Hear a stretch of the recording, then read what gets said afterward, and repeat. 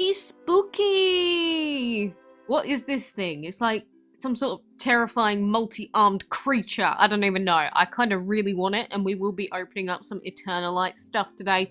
But the main thing to be aware of is that, of course, we currently have a heroic race going on in Dragon City. And this time, it is for the beautiful high five dragon. It actually has a cool high five animation. Look at that. Pew! It kind of looks like he's attacking, but let's pretend it's just him high-fiving, okay? Either way, this is the dragon. It is actually a main element, beauty element dragon, which is interesting. Beauty, energy, light, and primal, or electric, which is actually really similar to the Horus dragon. I don't know why that's the first one that came to mind, apart from the primal, obviously.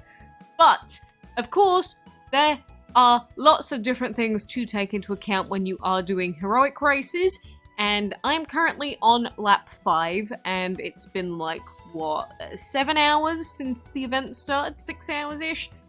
Either way, this is the new dragon, and of course, if you want to guarantee that you can get your hands on this dragon, you'll have to make it to lap 15, because the lap reward for hitting lap 15, that's just hitting it, not finishing lap 15, is the heroic dragon. So if you are a new player and you've got other people that are actually playing in your leaderboard, you need to be hitting lap 15 really, because if we look at the placement rewards, only that person in first place is going to get the heroic. So either you need an inactive leaderboard and you need to come first, or you just need to hit lap 15 and then this new heroic is guaranteed. So that is, of course, the basics of heroic races. If you come second to third, you can also get your hands on the legendary Starveton, and then you can get Winter Star and Whipper. But they're mainly there for the heroic quests, to be honest. But since we are here, I am currently on this task, lap 5 node 1, which requires us to breed dragons, and I'm actually on the final breed here, so we're going to click that one, and then we're going to move on to lap 5 node 2. But for any of the breeding quests, I mainly, because permanent speed up happy hour is back for now, I mainly just use war plus war because generally it's more successful, and if you get the long timer Thors, it's pretty much guaranteed to give you a point, but then you have to be aware that you will fill up your hatchery, so always keep that in mind. If you don't have permanent speed up happy hour, then you're going to have to do it the hard way, which is, of course, going to be the Terror plus Terrors. And if you're wondering why it is so annoying having to do this breeding task with regular Terrors, it's just because there is a low chance of actually getting the item from them. I believe it's 10%, which we will check in a moment, but Terror plus Terror is the breeding combination. Hatching, you can also do with Terror plus Terror or War Dragon Eggs, and those are some of the more annoying ones. But moving on to lap 5 node 2, these are our new tasks, which are get item by collecting gold and get item by collecting food. And because I have tons of habitats, as you can see, getting the gold is super easy now. If you are a new player, you'll want to be putting down those terror habitats and making sure they get to full, and then collecting them when you see the gold symbol. That's generally the easiest way to do it. Of course, if you've got crystals down and if you've got Medarian as well, then you can activate him for more gold, but Terror level 1 habitats are the best way to do it. Now, with the collecting food quest, this is another annoying one, and either you can fill, say, half or a few of your farms with long timer food, or what you can do, you can just fill all of them with the shortest timer food, bluebell bouquets. But, as you just saw, even though we have this task, I didn't get a single item. These food collecting tasks can take forever. If you've never played a heroic race before, or even if you have, you'll know that these are very, very annoying, because having to sit here and wait 30 seconds for each time for the farms to finish, very, very annoying. But it's good if you've got 2 monitors and you're doing something else at the same time. At least then it isn't so mind-numbing. I definitely recommend doing something else while you're trying to collect these food items, for example. But the resource that I personally always use during these, even though official people might not be too happy about it is actually the Deet List website for the heroic races, and I prefer this over the Ditlep one. I just prefer using it, especially on PC, because you can just select your lap, and then we can scroll down and see what the various requirements are for each node.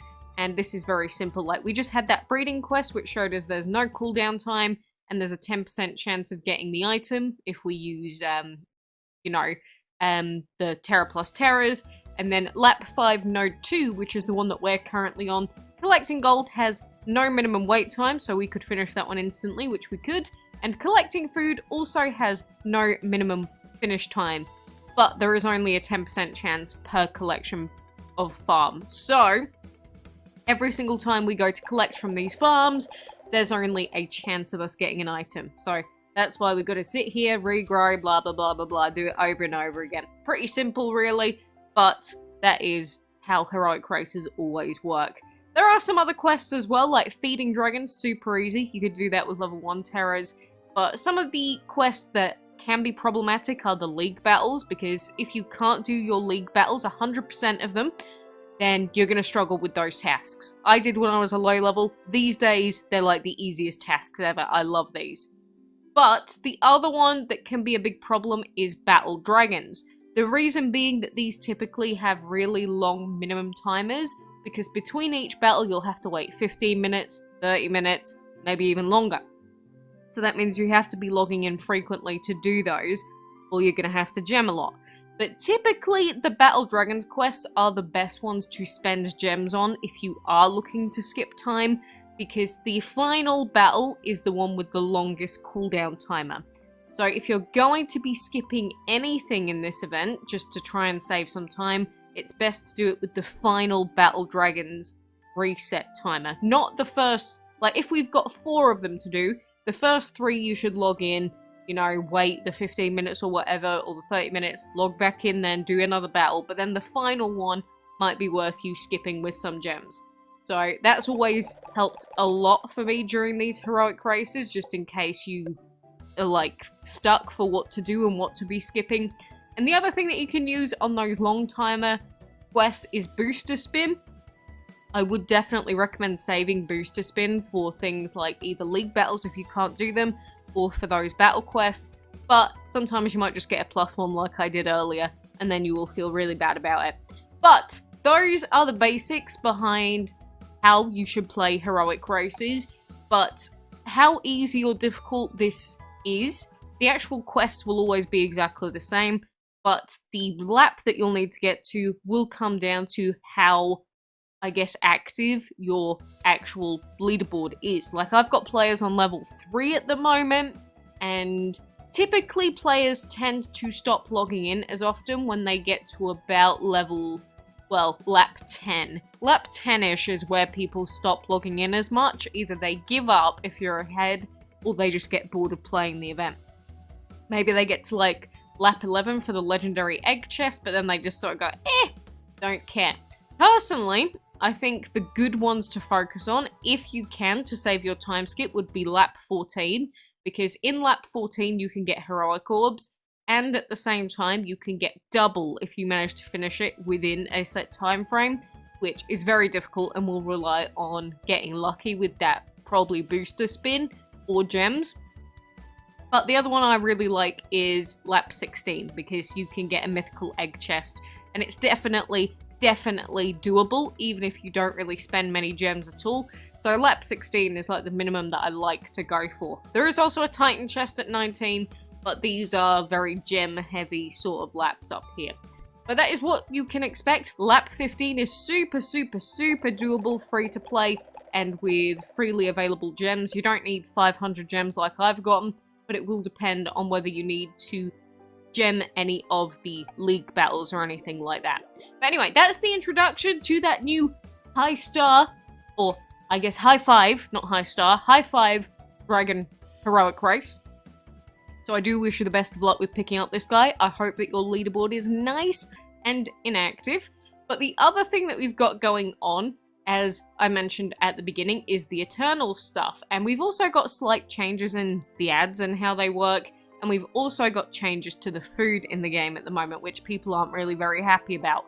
But like, we've got this portal that's coming up as one of the rewards now, which gives us a chance to get, say, titans and vampires, but the chance is really low. And then we've still got the purple chest at the end. But some people were able to do all 20 of these ads right at the beginning of the day, which usually doesn't happen. So I think they're fiddling with a few more things, just so that you're aware. But the other thing that we've got is, of course, the Eternals stuff. And I love this HECATONCHEIRE Eternal Dragon. He is beautiful. I love these Eternal Dragons. And as far as I'm aware, their main skill is to finish off an opponent that's at low HP. I would have to get one of my own to fully test that out, but he looks very cool.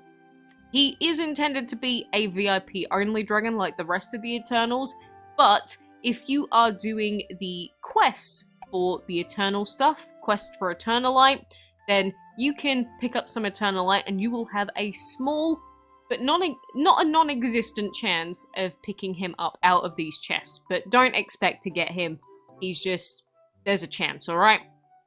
But if we do open up these chests that I've collected so far, the other great thing about these chests, even though you're only going to be getting ×1 for most of these dragons, like Dark Titan, 1 orb. It's not very much. But this means that you can, in theory, use these orbs to then summon some of these dragons if you don't already have a single orb of them. Like the vampires, for example, if you get 1 orb for them, then during the next summoning happy hour, if you're, say, a newer player, those can come in really, really handy. I mainly just want the new Eternal Dragon, which is... you'll see it yourself when you're opening your own chests. It's incredibly unlikely. It's very, very low chance. I don't know what the exact chance is, but it's not a very high one. But as long as we could get some orbs of some dragons, we might eventually use them. The corrupted dragons, primal titan, for example, they're some of the better drops. Because, like, sea titan, if you've already got sea titan, is, like, pretty useless. But getting orbs for pure titan, if you don't already have pure titan, is great as well. I would prefer it for the karma dragons. However, like karma dragons, we've got corrupted legend, for example, would be a fantastic one to pick up orbs for. Corrupted sea, although sea's not the best, but we've also got corrupted war you could use. You know, there's some decent dragons in here that it's like the karmas, those perception dragons, definitely. If you can get some orbs for those, pick them up. So even if you don't get the main reward dragon from this, you can definitely at least get some orbs from these dragons. Blood God, lots of people are using Blood God and want to empower him, and it is empowerment happy hour today as well, which is another thing that we've got ongoing. We've got quite a few things going on. You know, we finished off the assassination collection, and there is actually another collection on, but this one doesn't look quite as enticing as the previous one. This is the Race to Stardom one, and you'll see that we've got like some trade essence. We've got 40 legendary orbs, which is nice, but not like major. Then we've got another 50 here, so that's about 90 legendary Joker orbs, which is fine, and you can also get a health perk. This is probably just about doable. Then going into this, there's another 40 legendary orbs and 20 heroic orbs, but it's a Phoenix perk chest, and this one I don't think is going to be that doable unless you're like gemming a lot. So, I'm kind of iffy on how much I care about these rewards. Like, don't get me wrong, legendary Joker orbs are fantastic, so try and get the items if you can, but I don't think this is one I'm going to be spending gems on, not like the previous one that had the potential for like huge, huge rewards. So that is most of the main stuff going on. And again, if you log in, there are changes to food, and they have said it here. From today, dragons of all rarities will now need less food to level up. The full rollout of these changes will follow an initial test group of players. Hit the button below for more detailed information. But that's apparently up to max level. And this is because they're going to be taking away the farming frenzies or the food frenzies where you could get like minus 50% on the total food cost. But you'll notice that if we were getting minus 50% before, well, for heroics and legends, that's only minus 30 now and only minus 20. At the same time, if it's a permanent -20 and -30, you don't have to wait for any, like, frenzy events, which means that you don't have to just save all of your food for a certain time period. But this is an overall loss, because most people were saving up their food for heroics and legends, so this isn't really... This is not the good change that it's painted out to be. It's actually quite bad. It's actually really quite bad if you were an optimal kind of player. The commons are interesting as a concept, because we might see more people taking Flame and Terror Dragons up to level 70 just for the meme now, but I don't think it's going to make any major differences to, like, meta or anything like that. Like, I really don't think it's going to make any major difference. All that's going to happen is now players that used to be really good at saving up their food for frenzy events, now they're gonna find that they're just sort of hard done by a little bit harder, because now they're not getting as hard of a frenzy bonus, basically. But maybe they'll undo it. I know that they did mention that feedback about the ads changes, because, you know, now we can go and breed war dragons, and then I can click to do my ad skips, because we got permanent speed up happy hour back, because I'm free to play. And I did see a lot of bad reactions from people when this got taken away, from myself as well. I was very, very annoyed. So they do plan on going back to a different beta version, they said. I hope that they just drop it at some point, or change the entire system so everyone gets perma speed up, because honestly this is super overpowered. I can't stress it enough. But, you know, there's a lot of unfair things in this game. It's like with the event items, sometimes, like, I can open a chest and sometimes I'll get offered ×2 rewards, but then most people don't. So why is that fair? That's not fair. I enjoy it, but that's not fair to everyone else. But then I think, rather than taking it away from me, why can't we just give it to everyone? I don't think people are, like, making massive, massive differences by having the ×2 chests. It's just nice to have the bonus stuff. But anyway, I guess I've gotten slightly off topic. But for the empowerment happy hour, of course, the main dragons you want to focus on are going to be, like, limited dragons, perception dragons, corrupted dragons, for instance, the ones that you can't really get orbs for normally and people don't really like to trade for. Like, sinful, I'm probably going to do it. I just need to urge myself to, like, click the button, because the problem is, you might want to go and empower your strongest dragon, but you've also got to remember that in the heroic race, you're going to get given tasks to do your league battles. So please make sure that if you are going to empower a dragon during the empowerment happy hour, that you can still get your league battles done. It's a mistake that happens where you'll go and throw them in to get empowered for, like, ages, and then you realize you can't actually do your league battles anymore. Luckily, I've got quite a few dragons at a decent level, but losing Sinful will be a big loss to the team, just in case we come up against any really difficult teams, for instance. But I'm probably going to press it, although I could wait. I don't really have to take him 60, but, you know, I'm tempted. It's too tempting. Like, the button's right there. The button's right there! I want to press it. Okay, I'll do it later. But either way, I hope that that's given you a good overall, I guess, preview of everything that's out right now, things to be aware of. Of course, if you're ever lost or you don't know what's going on, the event panel on the right-hand side is super useful. It'll tell you how long the empowerment happy hours got left. It'll tell you about Dragon TV ongoing. It'll tell you about the current arena, for example, and anything else like Joker Orb packs, which this is not worth it. But, you know, any stuff like that is all on the right-hand side. We do also have Dragonarium discount, but who cares about that? But, anywho skis, good luck. I hope that you have the best of luck with Heroic Race, and we can all get our hands on this beautiful high-fiving boy. High five.